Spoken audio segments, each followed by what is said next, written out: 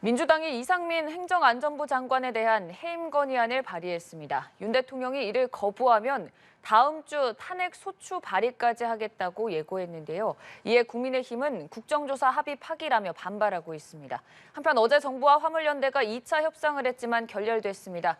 민주노총의 기획 파업 의혹까지 제기되면서 전국이 더 얼어붙고 있는데요. 여러 가지 정치권 이슈들 짚어보겠습니다. 정연국 전 청와대 대변인, 복귀왕 전 민주당 선대위 대변인 나오셨습니다. 어서 오시죠. 네, 안녕하세요. 네, 일단 민주당은 계속해서 이상민 행안부 장관 해임 건의안 본회의 안에 처리하겠다라는 입장인데 지금 김진표 국회의장 주재로 여야 원내대표 회동하고 있습니다. 어찌 좀 오늘 안에 중용을 찾을 수 있을까요? 어떻게 전망하세요? 중용. 문제는 이제 김진표 의장께서 야당의 요구를 받아들여서 단독 본회의를 소집하느냐 마느냐가 네. 이제 가장 중요한 것이고 양당의 입장은 크게 변화가 있어 보이지 않습니다. 민주당 같은 경우에는 처음부터 이상민 장관 파면과 한덕수 총리 경질 이것을 주장을 해 왔었거든요. 이것은 국정조사와는 뭐 다른 차원이 다른 겁니다. 그렇기 때문에 지금까지도 어떤 이상민 장관에 대한 정치적 책임을 묻는 행위가 이루어지지 않고 있잖아요. 참사 한 달이 지났음에도 불구하고. 그렇기 때문에 해임 건의안을 먼저 우리가 꺼내 들고 그것이 네. 안 될 경우에는 대통령에 의해서 거부당했을 경우에는 탄핵 소추까지도 우리가 검토한다라는 입장인 것이라 민주당의 입장이 여기서 더 바뀌거나 타협하거나 할 수 있는 여지는 별로 없어 보입니다. 여기에 이제 예산안 법적 처리 시한까지도 이제 다가와서 네. 이것에 대해서 여야, 그러니까 국회 전체가 부담스러울 수밖에 없는데 저는 국민의힘에서 여당으로서 국정 운영에 총체적인 책임을 지는 정당으로서 조금 겸허하게 이 문제를 좀 바라봤으면 하는 그런 생각이에요. 이상민 장관 해임에 대해서는 많은 국민들이 공감하고 있는 것 아니겠습니까? 그런데 국정조사가 이상민 장관을 해임할지 말지를 결정하기 위한 조사가 아니잖아요. 국정조사는 차원이 다른 거지 않습니까? 그래서 이것을 연계하지 말고 저는 해임안은 해임안대로 혹은 해임안이 상정되기 전에 그 윤석열 대통령의 결단을 좀 내리셔서 이런 지금 얼어붙은 전국을 풀어줬으면 좋겠어요. 날도 추운데 더 춥습니다. 네, 일단 지금 민주당은 국정조사 그리고 이상민 장관의 해임 건의안, 국민의힘은 예산안의 조속한 처리를 외치고 있는 상황인데 합의점을 찾기는 어려운 상황이라는 점을 말씀을 해주셨고 김진표 국회의장의 손에 달려있다라는 점 짚어주셨습니다. 이번 회동 이후 어떤 결론이 좀 날까요? 글쎄요, 저는 민주당이 이 이상민 장관 해임안을 발의한 이유를 잘 모르겠습니다. 네. 지금 국정조사를 하기로 합의를 받지 않습니까? 지금 국정조사 기간이 지금 계산이 되고 있습니다. 지금 45일 가운데서 지금 지난 11월 24일부터 시작이 됐으니까 지금 할 일 없이 시간이 지금 지나가고 있는 상황이죠. 그때 국민의힘에서는 선조사, 후 국정조사 이렇게 선수사, 그다음에 후 국정조사 이렇게 주장을 하다가 한 발 물러나서 국정조사를 받았습니다. 받았으면은 국정조사 합의대로 예산안을 처리하고 난 다음에 국정조사를 청문회를 진행한다든지 준비를 하면 되는 것입니다. 예상됐던 대로 합의한 대로 진행을 하면 되는데 갑자기 이상민 장관 해임안을 갖고 나왔단 말이죠. 이렇게 되면은 사실 민주당이 169석의 거대 정당이니까 단독으로라도 처리할 수 있겠죠. 그렇다 그러면은 사실 우리 대통령이 이게 받아들이겠습니까? 안 받아들일 거 뻔하게 민주당에서도 알 겁니다. 국민의힘에서 반발할 것이라는 걸 알고 그렇게 되면은 정쟁으로 갈 수밖에 없는 상황입니다. 그렇게 됐는데 그걸 뻔히 이 민주당에서도 알 텐데도 불구하고 해임 건의안을 냈다. 이것은 발의를 했다. 이거는 이 정치적으로 상당한 어떤 속셈을 갖고 있다. 이렇게 판단할 수밖에 없을 것이고 지금 국정조사 지금 앞서도 제가 말씀드렸다시피 지금 시간은 흘러가고 있는데 이렇게 되면 예산안과 맞물려서도 지금 상당한 지금 여야 간의 충돌이 발생할 수밖에 없는 상황입니다. 그렇기 때문에 저는 이 부분이 민주당에서 이상민 장관 책임을 안 진다는 건 아닙니다. 뭐 국민의힘도 그렇고 대통령실에서도 원인을 규명하고 난 다음에 책임을 묻겠다, 책임을 지우겠다는 부분은 분명하게 했던 부분 입장이었는데 지금 이 이상민 장관 해임안 때문에 상당히 여야 간에 서로 불편한 관계는 쉽게 해소되지 않을 것 같다 이렇게 생각이 됩니다. 그럼 오늘 회동에서 김진표 의장이 뭔가 결단 내릴 거라고 보시는지 아니면 결국에는 본회의까지 가서 민주당이 단독으로 처리할 거라고 보세요? 김진표 의장의 결단은 본회의를 소집하느냐 마냐 이런 결단이고 결국 해임 건의안이 상정됐을 경우에는 야당 단독 처리밖에 안 될 것 같습니다. 네. 예를 들어서 타협한다 할지라도 그 상정안이 올라오는 것에 대해서 여당은 인정하지 못하니 우리는 그때는 퇴장하겠습니다라고 하고 다음 안건을 처리하는 이런 순서를 가더라도 어쨌든지 간에 야당 단독 처리는 불가피해 보이는데 날짜가 하루 이틀 더 있지 않습니까? 예를 들어서 내일 예산안 처리가 이게 보장이 된다라고 하면 오늘 그 소집을 내릴 거예요. 결단을 내릴 겁니다. 그래서 내일 예산안 처리와 함께 이런 이제 해임 건의안도 함께 처리할 건데 2일 날 예산안 처리가 현재로서는 뭐 불가능하다라는 판단이 들면 의장으로서는 하루 이틀 더 시간을 주어서 예산안 처리가 일주일 수년된다 그러면 이것을 처리하는 시간 또한 그렇게 이제 수년시킬 수 있는 명분이 의장께는 있는데 다만 누차 말씀드렸습니다만 이상민 장관 해임 건의에 대해서는 국민의 70% 정도가 찬성을 하고 있는 이런 건이기 때문에 의장으로서도 정무적인 부담이 별로 없어요. 우리가 정치를 하는데 대통령 심기를 봐가면서 정치하는 거 아니지 않습니까?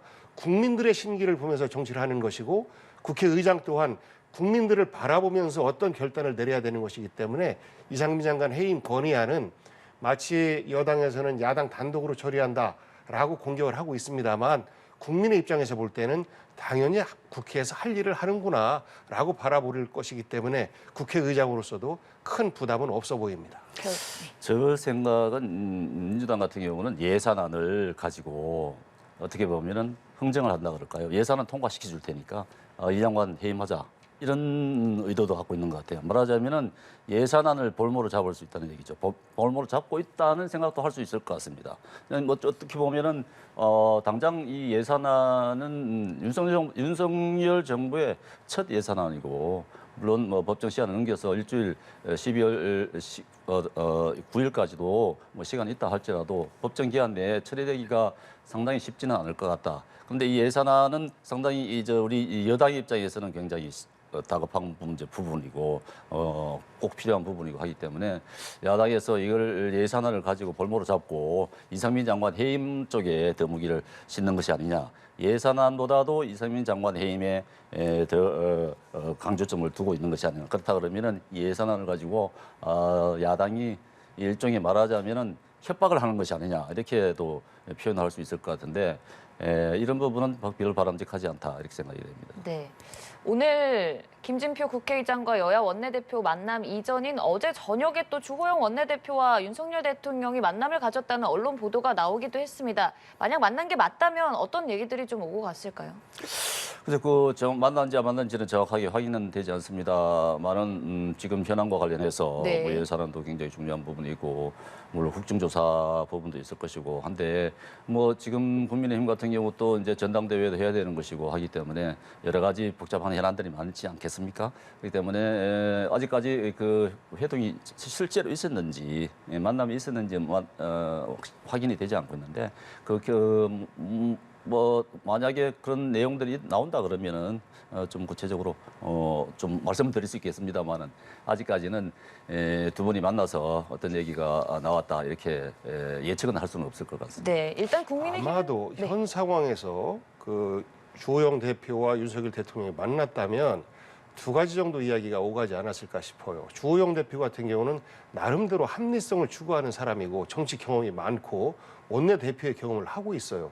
그렇기 때문에 국정조사에 대해서 예산 처리를 전제로 해서 합의를 했던 겁니다.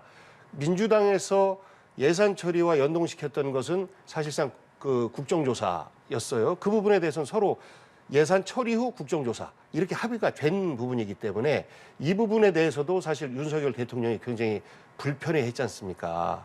그런데 다시 이상민 그 장관에 대한 해임 건의안이 나와서 주호영 대표 입장에서는 이상민 장관에 대해서 먼저 결단 내려주는 게 우리로서 정치적 부담이 덜합니다. 이런 말씀을 하지 않았을까 싶고 또 윤석열 대통령 입장에서는 이상민 장관 내가 반드시 지켜야 될 사람이니까 이상민도 지키고 그리고 이런 것들을 그 핑계로 해서 국정조사도 굳이 왜 하느냐 우리에게 불리한 이슈가 만들어질 텐데 라는 입장들이 서로 오가지 않았을까. 거기에 따라서 주호영 대표는 굉장히 부담스러웠던 이런 자리가 되지 않았을까 싶고 현재 상황으로서는 주호영 대표가 윤석열 대통령의 어떤 그런 요청, 만남을 통한 요청이었다라고 하면 굉장히 큰 상황이거든요. 이것은 그 여당 원내대표로서 거절하기 어려운 어떤 요청들이었을 것이라 아마도 부담스러운 자리가 아니었을까 싶습니다.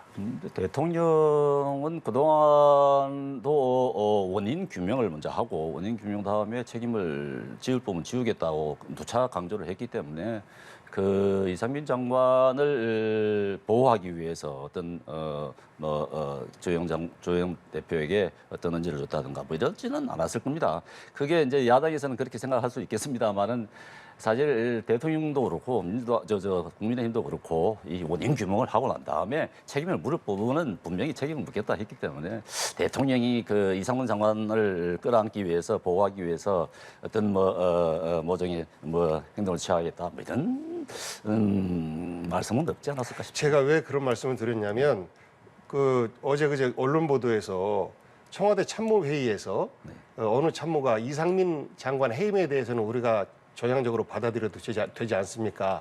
이런 말씀을 드렸더니 윤석열 대통령이 대뜸 민주당 같은 소리 하고 있네라고 질책을 했다는 것 아니겠습니까? 그러니까 청와대 참모진 내에서도 이상민 장관이 현재 전국을 운영해 나가는 데 있어서 부담스럽고 그리고 이태원 참사라고 하는 이런 한 정권에서 있을까 말까 한 이런 참사가 생긴 것에 대해서 누군가는 정치적으로 책임을 져줘야 되는데 학교 동문 후배인 이상민 장관을 대통령이 너무 아끼니까 아무도 말을 못하는 거예요.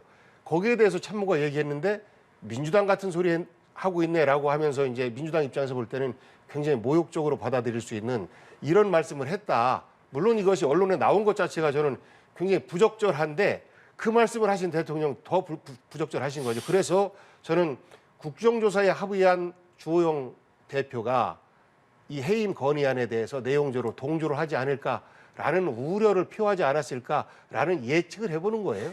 민주당 같은 소리 하고 있네 그 얘기도 말이죠. 그 실제로 그런 말씀을 하셨는지 안 하셨는지 명확하지 않잖아요. 그건 대통령실 발 뉴스입니다. 대통령실 발 누가 했는지는 모르겠습니다. 그 규명되지 않았죠. 누가 했는지 어떤 누가 발은 그런 어떤 사적인 자리에서 대통령이 이런 말씀하시더라 이렇게 했는지는 모르겠습니다. 그 정확하게 규명이 된 것도 아니고 실제로 그런 말씀을 하신지도 확인이 안 되는 부분 아니겠습니까? 그렇기 때문에 거기에 대해서 어떤 무게를 싣고 하는 것은 바람직하지 않다 생각합니다. 아니 그게 가짜 뉴스면 또 엄정 처리하시라 그러세요. 그거를 쓴 언론사에 대해서 또 법적 조치하시고 그렇게 안 하지 않습니까? 가짜 뉴스가 아니니까 못 하고 있는 거 아니겠습니까? 설마 그렇게 말씀하시겠냐만서도 또 제가 장에 말씀 들으니까 개인적으로 사적인 자리에서 참모들 간에 농담 삼아 그렇게 얘기한 부분이 있었다 하더라도 그 말 그렇게 할 수는 농담 삼아 그렇게 할 수도 있을 부분인데 공적인 자리가 아니고 그런데 그런 말이 이런 말을 말씀하셨더라 이런 얘기가 밖으로 나오는 것 자체도 그 참모진들 내 대통령실 내 혹시나 그런 얘기가 정말 있었고 나왔다 그러면은 대통령실 내 참모진들 정말 기강해야 되는 것 같습니다. 그런 말들을 어떻게 밖으로 나와서 대통령의 말씀을 전한단 말입니까? 있을 수 없는 얘기입니다. 네, 참 여러 가지 부분에서 여야 공방 이어지고 있는데요. 파업 얘기도 해보겠습니다. 오늘로 화물연대 파업 8일째 접어들었습니다. 일단 어제 정부랑 노조가 2차 협상 벌였는데 40분 만에 결렬됐다고 합니다. 어떤 내용들이 좀 오고 갔는지 결국 결렬된 이유는 뭔지 하나하나 짚어볼까요? 결렬된 가장 큰 이유는 정부가 화물연대와 협상할 의지가 없기 때문에 결렬된 거 아니겠습니까? 이것이 윤석열 정부 들어서자마자 한번 파동이 있었던 거잖아요. 그때 그 윤석열 정부에서 앞으로 12월까지 시간이 있으니까 그때까지 충분히 협의하겠다. 하나 일문제를 3년 연장하거나 혹은 또 더 일몰제를 폐지하거나 하는 부분까지도 논의하고 그리고 또 하나는 이 대상 품목 확대에 대해서도 논의하겠다라고 했어요. 그러면서 잠재웠단 말이죠. 그분들의 반발을. 그리고 나서 5개월 동안 아무것도 안 한 겁니다. 그러다 보니 이미 이제 일몰의 시간은 다가오고 있고 이에 이제 3년, 일몰제를 3년만 더 연장시키자라고 하는 것은 3년 후에 우리 또 싸우자라는 어떤 의도가 보이는 것 아니겠습니까? 그렇기 때문에 약속을 지켜라라는 차원에서의 지금 집단 행동을 하고 있는 것인데 여기에다가 협상을 하는 과정에 대통령께서 업무 개시 명령을 내렸고 엄정하게 조치하겠다라고 하고 법적인 추가 옵션 조치까지 하겠다라고 어제 김은혜 그 수석이 발표를 했습니다. 그러면 대화를 하지 말자는 얘기예요. 대통령 측에서는 우리는 공권력을 쥐고 있기 때문에 당신들 얼마든지 우리 마음대로 할 수 있어. 말 들어. 라고 하는 것이고 언론을 통해서 지금 당신들 때문에 우리 저 경제가 마비되고 있어라고 하면서 파업 그 화물연대 파업의 정당성을 지금 계속해서 그 훼손하는 가운데서 정부와 그 파업 당사자인 화물연대가 정상적인 대화가 되겠습니까? 그래서 저는 이 대목에서는 정부에서 반드시 힘으로 화물연대를 굴복시키겠다라는 의도가 엿보이는 것 같고 또 이 속에는 어떤 것이 숨어 있는 것 같냐면 노조의 파업에 대해서 불편한 시각으로 보는 또 국민들도 많습니다. 아니 본인들보다 더 월급 적게 갖고 있고 노조 가입도 못하고 있는 작은 기업체에서 일하고 있는 이런 사람들도 많은데 저 사람들은 상대적으로 좀 나은 거 아니야? 그럼 참고 일해야지 라는 정서들이 일부 있어요. 저는 그것에 대해서 동의하지 않지만 이런 정서를 자극해 가면서 지금 그 궁지에 몰려있는 국정 지지율을 높이는 이런 수단으로 활용하고 있는 것 아닌가라는 부분도 엿보이는 대목입니다. 국정 지지율하고는 전혀 관계없는 것 같고요. 이태원 참사 기간을 거치면서도 아마도 국정 지지율이 그렇게 큰 변화는 없는 것 같습니다. 지금 파업과 관련해서 국정 지지율에 영향을 미칠까 하는 부분은 저는 부정적이고요. 지금 업무 개시 명령 저는 당연히 내려져야 된다고 봅니다. 지금 국내외적으로 지금 경제가 굉장히 어려운 게 사실입니다. 지금 사실 휘발유, 경유 지금 일주일분밖에 남지 않았다 이런 얘기도 나오고 있지 않습니까? 지금 많은 건설 현장, 아파트 지금 제대로 공사가 이루어지지 않아가지고 입주가 늦어질 거라는 얘기 나오고 있지 않습니까? 실제로 시민들의 불편함, 시민들의 피해가 지금 직접적으로 발생하고 있는 그런 상황이기 때문에 저는 이 파업 자체가 물론 근로 조건의 개선이라든가 물론 이제 화물연대 같은 경우는 과적, 과속 이런 부분들을 해소하기 위해서 운임제를 만들어 놓은 것인데 지금 일몰제가 이제 임박했기 때문에 이제 연장을 하겠다고 하는 것 아닙니까? 그 연장을 하겠다고 정부가 한 발 물러선데도 불구하고 안 받아들이고 지금 파업을 계속하고 있는 그런 상황인데 저는 여기에 정치적 파업의 성격이 굉장히 강하다 이렇게 생각합니다. 지금 민주노총이 지금 주도를 해서 이 정치적 파업을 벌임으로 해서 지금 안 그래도 어려운 경제인데 이 경제를 어려운 경제를 볼모로 해서 지금 이 현 정부를 흔들고 있다. 그런 의도가 굉장히 강하다. 저는 그렇게 봅니다. 그렇기 때문에 이런 정치적 파업은 정말 다시는 일어나지 않도록 법과 원칙에 따라 명확하게 해야 되는 부분이 분명히 있다고 저는 생각이 됩니다. 네. 그러니까 그런 주장을 해요. 기획 파업이다. 정치적 파업이다. 이것은 옛날부터 해왔던 주장입니다.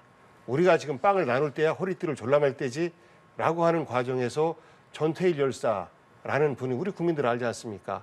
그분이 나오셨고 87년도에 그 민주화 이후에 그 사실 허리띠만 졸라매고 빵은 나눠 갖지 못했던 노동자들의 요구가 계속해서 나올 때마다 정치 파업이다, 국가 경제를 혼란스럽게 만든다라는 주장을 반복했어요. 그 주장의 연장선에서 새로운 주장 전혀 없습니다. 결국은 노동조합 활동을 어떻게 바라보느냐라는 어떤 시각차를 드러낸 것. 70년대식 노조를 바라보는, 노동을 바라보는 이런 시각이 저는 이 화물연대의 사태를 두고 정치 파업이다라고 규정하는 것과 저는 마찬가지다라고 생각을 하고 이 사태를 해결하는 것 어찌 보면 간단했습니다. 경제적으로 어렵잖아요. 노조도 알거든요. 그러면 3년 일몰제에다가 예를 들어서 한 품목 정도 더 플러스 시키면 뭐 곡물류라든지 이런 거 한 품목 정도만 더 플러스 시켜가면서 협상을 며칠 더 했으면 서로 간의 명분도 갖고 서로 간의 윈윈이 될 수 있는 이런 대상이 되는데 대화를 하자고 해놓고 아무것도 주지 않고 오히려 일몰제 3년 연장하는 것 이게 큰 거 준 것 아니냐라는 주장을 하고 있으니 그 당사자들은 사실 이거 진짜 도저히 받아들일 수 없는 일이죠. 대통령도 대통령의 권위가 있는 것처럼 화물연대 지도부도 그들의 리더십을 지키기 위한 행위가 필요한 겁니다. 그러면 역지사지를 해야 되죠. 우리 저 문재인 정부 때는요. 이런 일이 발생했을 때는 각종 관계자들이 이해 당사자들 밤새면서 만났습니다. 밤새면서. 그러면서 이해시키고 약속하고 설득하고 해가면서 파국을 막아내기 위해서 최선을 다했거든요. 근데 지금은 전혀 보이지 않습니다. 법이 이렇고 엄정하게 할 것이고 노사 법치주의를 실현하겠다. 이게 저는 조종자로서의 대통령, 정치인으로서의 대통령의 모습이 아니라 검찰총장, 법집행자로서 검찰총장으로서의 대통령의 모습만 보이는 거예요. 대통령은 법집행을 책임지면서 동시에 정치인으로서의 조종자의 역할, 이것이 더 큰 역할이다라는 부분을 좀 환기시켜드리고 싶습니다. 노조 파업 때마다 대화를 통해서 많이 해결했다고 하시는데 사실 이 업무 개시 명령도 사실은 노무현 대통령 때 나온 겁니다. 이때 서로 얼마나 대화가 되지 않고 파업을 지속했기 때문에 지속하던 그 감당을 하지 못하다 보니까 노무현 대통령 때 이 업무 개시 명령을 넣은 거예요. 너무 만들어 놓은 건데 이번에 이제 처음 발동을 한 것 아니겠습니까? 지금 워낙 경제가 어렵다는 건 누구나 다 공감을 하는 부분 아니겠습니까? 제가 왜 정치 파업이라고 그러냐면은 사실 이런 어려운 시기에 뭐 노조도 그런 부분을 이해한다 그러면은 합의를 해서 타협회의에서 좋게 원만하게 끌고 나갈 수 있을 텐데도 불구하고 이렇게 이제 파업을 계속하는 이유는 저는 지금도 지금 뭐 주말마다 토요일마다 촛불 집회가 열리고 있습니다만 정권 퇴진 운동이 일어나고 있지 않습니까?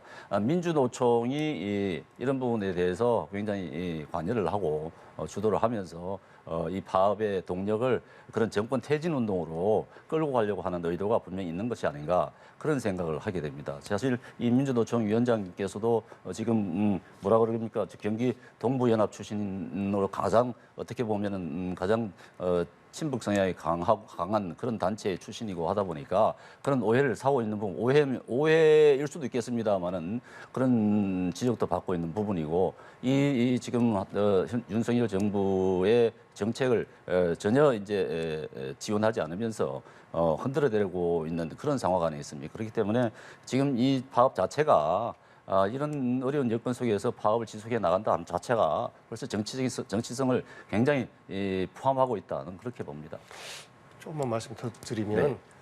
계속해서 어떤 정치적 목적을 말씀하시는데 그건 옛날부터 똑같았어요. 민주화운동을 했던 세력에 대해서 용공 세력, 좌경 세력, 정복 세력, 지금은 뭐 주사파 세력 뭐 이렇게 하지 않습니까? 그 연장선에서 그 민주노총 주도의 파업도 그렇게 바라보는 것 같은데 저는 우리가 지금 이 정도 민주화된 상황에서 우리나라의 정치 지도자들이 그런 정도의 그 어떤 그 노사관을 갖고 있는지 좀 답답하고 좀 안타까워요. 그러면서 동시에 경제적인 어려움 때문에 그런 우려 때문에 그 업무 개시 명령을 내렸다라고 말씀하시는데요.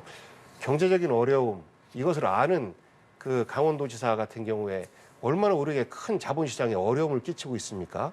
그리고 또 더 큰 시그널이 뭐냐면 예산안이 법적으로 제대로 처리가 되어서 대한민국이 안정적으로 정치적 혼란기 없이 잘 운영되고 있구나라는 것들도 글로벌 시장에 보여주는 메시지인데 지금 보세요. 예산안 협상을 하면서 여당에서 협상 자리에 안 나오기도 했었습니다. 이것은 저는 아마 우리 대한민국 열린 일에 처음 있는 일일 거예요. 여당에서 예산 처리를 위해서 야당에 이것저것 양보를 많이 해주거든요. 그 틈에 야당은 예산을 볼모로 해서 그동안에 여러 가지 뭐 요구도 따내고 또 야당의 사업 예산도 따내고 이렇게 했었는데 지금 거꾸로 됐어요. 오히려 정부 여당에서 이 협상에 대해서 굉장히 소극적입니다. 거꾸로 된 거죠. 그러니까 여당 정진석 비대위원장의 발언, 이 부분은 야당 발언과 별로 다르지 않아요. 야당을 감싸야 될 비대위원장이 이재명 대표를 직접 공격합니다. 반대로 이재명 대표는 그렇게 안 해요. 민주당도 그 정치인들에 대해서 그렇게 직접 공격 안 합니다. 그러니까 여야가 바뀐 상황이에요. 경제를 걱정하시면 이번 예산안이 법정 시일 내에 잘 처리될 수 있도록 정말 있는 노력을 다하는 정부 여당의 모습, 이런 것들이 보여야 되는데 그런 것들은 안 하고 애먼 화물연대를 가지고 정치 파업이다, 경제를 망치고 있다, 이렇게 공격하는 것, 저는요 그 윤석열 대통령과 정부 여당에서 시각을 조금만 좀 바꿔줬으면 좋겠어요. 70년대식 노사의 시각이 아니라 21세기의 새로운 전향된 노사의 시각으로 바라봐줬으면 하는 부탁을 다시 한번 거듭 드리고 싶습니다. 지금 말씀하신 대로 사실 지금 야당이 여당 행세를 하는 것 같습니다. 야당이 야당이 아니고요. 야당이 얼마나 힘들어요. 야당이 법안도 그렇죠. 예산도 그렇죠. 모두 다 자기들 마음대로 할 수 있는 그런 여건이다 보니까 여당 행세를 하는 것 같아요. 여전히 말하자면 보십시오. 지금 법안 보십시오. 지금 윤석열 정부에서 제출한 법안 하나도 통과시키지 않으면서 본인들은 자기들 원하는 법안들, 지금 뭐 노란봉투법, 사실 이게 이 역시 민주노총과 연관된 부분들입니다. 지금 파업과 다 연관성이 있어요. 노란봉투법 자체를 파업으로 인해 가지고 손실 발생합니다. 폭력도 발생해요. 그런데도 불구하고 사주처 입장에서는 이 손해배상 청구를 못하게끔 만들어 놓은 거예요. 그러니까 노조를 완전히 보호하기 위한 법인 것이죠. 이 법을 민주노총이 지금 그걸 주도하는 민주노총을 보호하기 위한 것이죠. 이 민주당이 그런 이 법안을 계속 지금 주도를 하고 있는 것 아니겠습니까? 지금 그 169석이기 때문에 통과시킬 수 있단 말이죠. 그 힘을 발휘하겠다는 얘기죠. 방송법 개정안도 마찬가지입니다. 사실 민주노총의 노조원들이에요, 전부 다. 지금 공영방송사들 대부분 다 그렇지 않습니까? 이 지금 그것도 민주노총 산하인데 이런 부분들을 민주당이 자기 세력들을 확보하고 자기 세력 보호하기 위해서 법안을 만들고 통과시키겠다. 지금 이 169석이니까 얼마든지 할 수 있으니까 단독으로 그런 힘을 지금 활용을 하는 거예요. 이거는 입법 독재죠, 사실은. 그야말로 입법 독재입니다. 폭력입니다. 이런 부분들은 하지 않고 거기 말하자면은 마치 자기들이 여당인 것처럼 모든 법안을 만들어서 자기들 원하는 정책대로 하려고 하는 것 아니겠습니까? 예산도 마찬가지입니다. 지금 예산 윤석열 정부가 정말 필요하는 정말 첫 예산인데도 불구하고 윤석열 정부가 하고자 하는 정책들을 하려고 하면 예산이 있어야 됩니다. 법안이 있어야 돼요. 그래야만 정책을 실현할 수가 있는 겁니다. 그거 하나도 못하게 하고 있지 않습니까? 윤석열 정부가 말하자면 원하는 국민들과 약속한 그런 공약도 실현하기 위해서 이 법이 필요하고 예산이 필요한데 거기에 협조를 안 해주고 있습니다. 또 그 대신 본인들은 이재명 대표 그리고 문재인 정권에서 계속 해왔던 선심성 예산 이런 부분들은 더 정액을 하려고 한단 말이죠. 이 예산 부분에서. 그런 것은 민주당에서 오히려 어떻게 보면은 지금 문재인 정권 때의 여당의 모습을 지금 그대로 유지를 하고 있다. 저는 그렇게 보여집니다. 자연스럽게 말씀드릴게요. 예, 민주당이 여당 행세를 하고 있다라고 말씀하셨는데 사실 그렇습니다. 왜냐하면 지금 윤석열 정부가 못하잖아요. 민생이 뭔지도 모릅니다. 그렇기 때문에 야당임에도 불구하고 이러저러한 국가적인 또 민생의 문제들을 살피기 위해서 노력하는 거예요. 제발 윤석열 정부에서 잘해주면 민주당에서 야당 행세만 하면 될 텐데 그렇지 못하기 때문에 벌어지는 일들이고 예산과 관련해서 통상적으로 예산은 그렇습니다. 정부에서 원안을 내고 국회에 와서 국회는 심의와 동시에 의결권까지 같이 갖고 있는 거예요. 여기에서 타협을 합니다. 왜? 대통령도 국민 손으로 뽑혔고 국회도 국민 손으로 뽑혔기 때문에 대통령만 국민 소리를 듣는 것이 아니고 국회도 국민 소리를 듣습니다. 그래서 국민의 목소리에 이런 예산을 담아달라라는 요구가 있다라는 것을 각 당의 입장으로 내는 것이죠. 그러면 정부가 낸 원안이 수정이 됩니다. 그 수정이 돼야 되는데 지금 그 정부 여당의 모습은요. 우리 원안 다 받아주지 않으면 아니야. 그러니까 전부 아니면 너희들은 우리 발목을 잡는 거다. 라는 프레임을 씌우고 있는 거예요. 여러 가지 우리가 양보도 하고 있습니다. 뭐 공공주택 예산에 대해서도 일부 우리가 좀 줄일 테니 그럼 정부 쪽에서 대통령 공약 예산도 그 부분 좀 줄여서 함께 좀 맞춰갑시다 라고 하면서 대안을 내고 있는데 다 안 받고 있는 겁니다. 그래서 협치하는 모습의 대한민국, 이거 좀 윤석열 정부에서 이번 예산안을 좀 통해서 보여줬으면 하는 부탁의 말씀드리고, 노란봉투법 말씀하셨잖아요. 노란봉투법이 국민들 잘 몰라요. 이게 뭐지? 옛날에 쌍용다 자동차 그 파업이 일어났을 때 47억 정도의 손해배상을 노동자들에게 부과를 했어요. 그래서 그 노동자들이 47억이 어디 있습니까? 어느 한 시민이 노란 봉투에다가 내가 이만큼 성금으로 보태겠습니다 라고 성금을 보냈는데, 그것이 시초가 되어서 이제 노란봉투법 이렇게 이제 명칭이 됐는데, 노조 파업을 통해서 발생되는 회사의 어떤 손해, 이것을 노조와 동시에 노동자 개인에게도 모두가 부과를 합니다. 그래서 이번에 개정안을 낸 것은 뭐냐면, 법에 의한 파업, 불법적인 파업은 아닙니다. 법에 의한 파업에 대해서는 손해를 묻지 못하도록 하는 것, 이것이 하나고, 또 하나는 폭력과 어떤 불법에 의해서 발생된 부분에 대해서는 제외합니다. 그리고 노조에 의해서 투표를 통해서 파업이 결정되잖아요. 그런데 이것을 노조에게 배상을 묻는 것이 아니고 노조 위원장 개인이나 노조 간부들 개인에게도 동시에 책임을 묻습니다.